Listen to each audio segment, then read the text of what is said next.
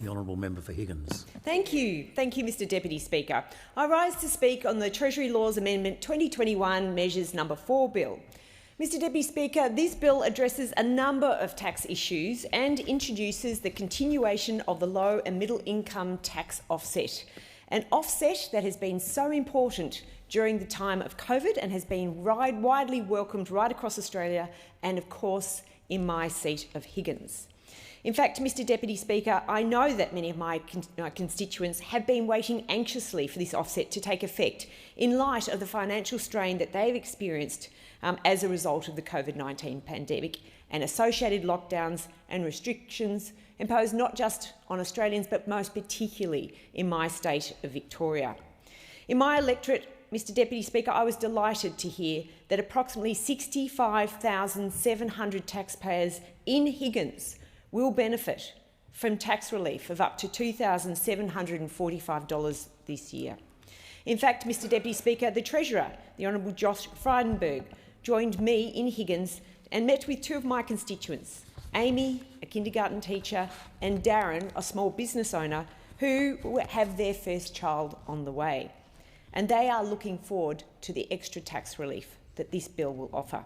In fact, Mr Deputy Speaker, Amy told me how she will use this money to help set up the nursery for her baby, an exciting time of life which can be tempered by the extra costs of having another mouth to feed. Mr Deputy Speaker, this bill also supports business by providing an additional fringe benefits tax exemption. It supports consumers of financial products through additional ASIC oversight, and finally it protects our elderly population from potential exploitation through exempting granny flats from capital gains tax. So, Mr Deputy Speaker, there are many measures in this bill, and I'd like to talk through several of those with you this morning. But firstly, I'd like to say it is so important to support each and every Australian through the ongoing COVID-19 economic recovery and help them to further our economy. After all, that is what our economy is built on, is the hard work of each and every Australian. And the amendments in this bill aim to do exactly that. We're providing additional support to taxpayers through extension of the highly popular low and middle income tax offset, and that will help to free up their resources so that will help to stimulate the economy and lead to greater opportunities and prosperity for all Australians. Importantly, these tax initiatives will also protect one of our most vulnerable cohorts, that of our older Australians, from financial and elder abuse found to be often associated with what is commonly known as granny flat arrangements. Protecting a granny flat arrangements by way of removing the CGT implications will have the added bonus of allowing ageing Australians to age at home longer, surrounded by their family and loved ones. That's something we should all welcome. We know Australians are choosing to age at home and that this is their preference. And that is what our government does. It listens to the needs of the very people that we represent. So, Mr Deputy Speaker, just with regards to Schedule 1 and retraining FBT exemptions, the fringe benefits tax exemption to support retraining and reskilling provides an exemption for employer-provided retraining and reskilling. Currently, fringe benefits tax is payable if an employer provides training to employees that is not sufficiently connected to their current employment. This measure will benefit any employer providing retraining benefits to redundant or soon-to-be redundant employees. The employer can apply this exemption where a redundant employer is redeployed to another area of their business or where the new employment is outside their business. The exemption will be available for university, vocational education and non-vocational educational training courses which support redundant employees find new employment. Now, Mr Deputy Speaker, if there was one word that everyone thought about with 2020 besides the word COVID, it would be the word pivot. And that is why I support this schedule, because it is so important that as people go through the changing world that we're seeing both post-COVID and as we move into the 21st century of the knowledge economy, we need to help people to retrain, reposition and pivot to the new world of work. And this measure will support the government skills reform agenda and current programs and assistance for education and training. The government's continued investment will support apprenticeships, create jobs and boost the skills of Australians to help them get back to work. Because as we know, Mr Deputy Speaker, the dignity of work is something that we value very highly. With regards to Schedule 3, the Granny Flat CGT, Mr Deputy Speaker, it provides a targeted capital gains tax exemption for granny flat arrangements where there is a formal written agreement. CGT consequences are currently an impediment to the creation of formal and legally enforceable granny flat arrangements. The Australian Law Reform Commission released a report in 2017 which examined elder abuse in Australia. Now, Mr Deputy Speaker, we all are going to grow old, hopefully. The alternative is not worth thinking about. But we all want to know that we can age with dignity and grace. And we all want our relatives and our friends who are older not to be the victims of elder abuse. And in particular, the Australian Law Reform Commission examined the prevalence of elder abuse in relation to granny flat arrangements. So the schedule in this bill is an incredibly important one with regards to these arrangements. When faced with CGT liability, families often opt for informal arrangements, which can lead to financial abuse and exploitation of older people. This amendment ensures that CGT consequences are not an impediment to formalising granny flat arrangements and seeks to reduce the risk of financial abuse and exploitation of older Australians and other vulnerable people. The measure has extensive support, Mr Deputy Speaker, from stakeholders because this schedule has been extensively consulted with and there has been extensive public discussion of the processes. In a typical case, granny flat arrangements occur when an older person transfers some sort of consideration, often title to property or proceeds from the sale of property, to their adult child to exchange for the promise of ongoing care, support and housing. These arrangements can be beneficial to all parties. It's obvious. When operating effectively, they can provide benefits to the older child in the way of property or funds, and benefits to the older person adult child in the way of property or funds, and benefits to the older person in the way of care, support and housing. However, the older person tends to be in a more vulnerable position and can suffer serious consequences if circumstances change. Problems can arise as a result of the adult child predeceasing the older person, relationship breakdowns between the adult child and their partner, or the adult child becoming bankrupt.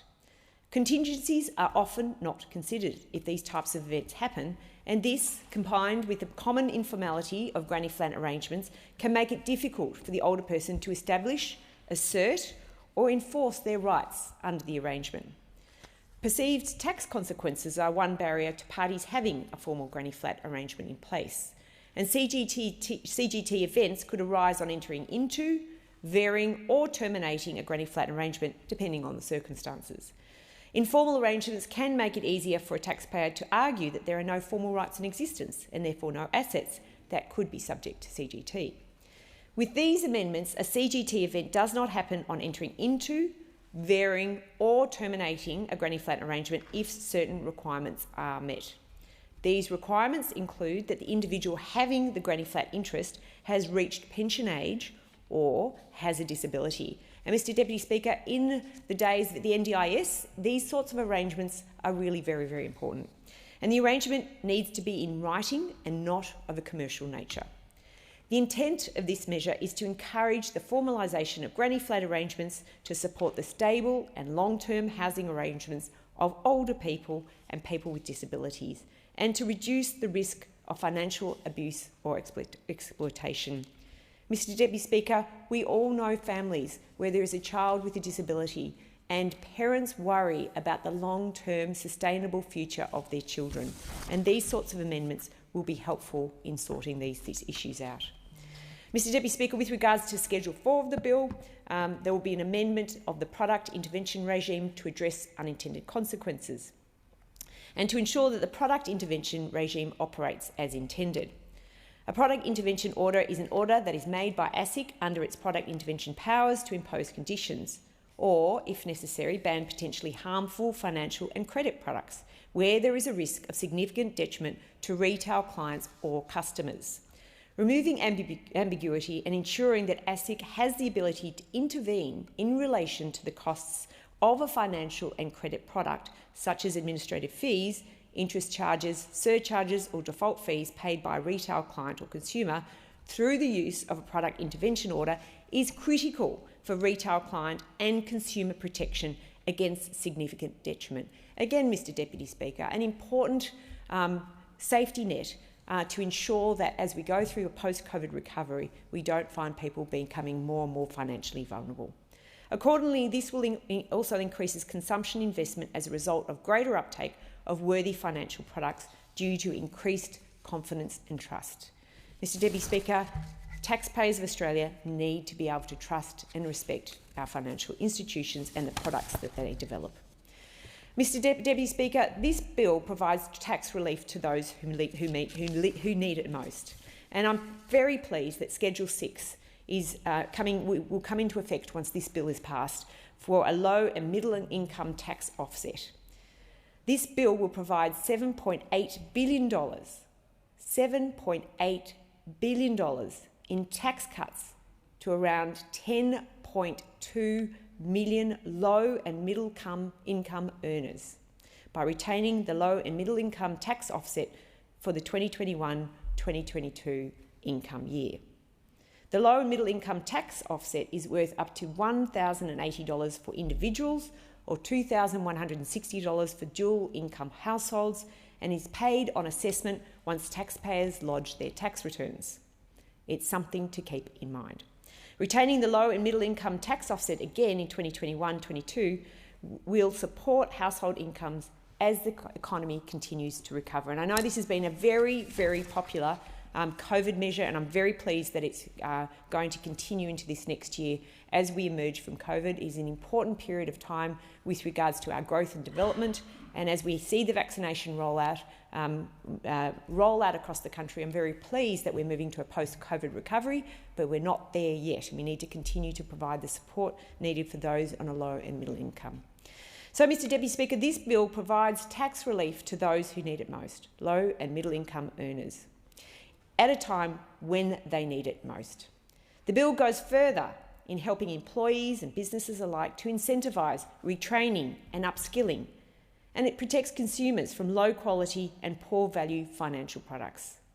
It also provides more certainty to those often older and elderly or disabled Australians to make the most of granny flat arrangements without needing to worry about the CGT implications. I commend this bill to the House. Thank you, Mr Deputy Speaker.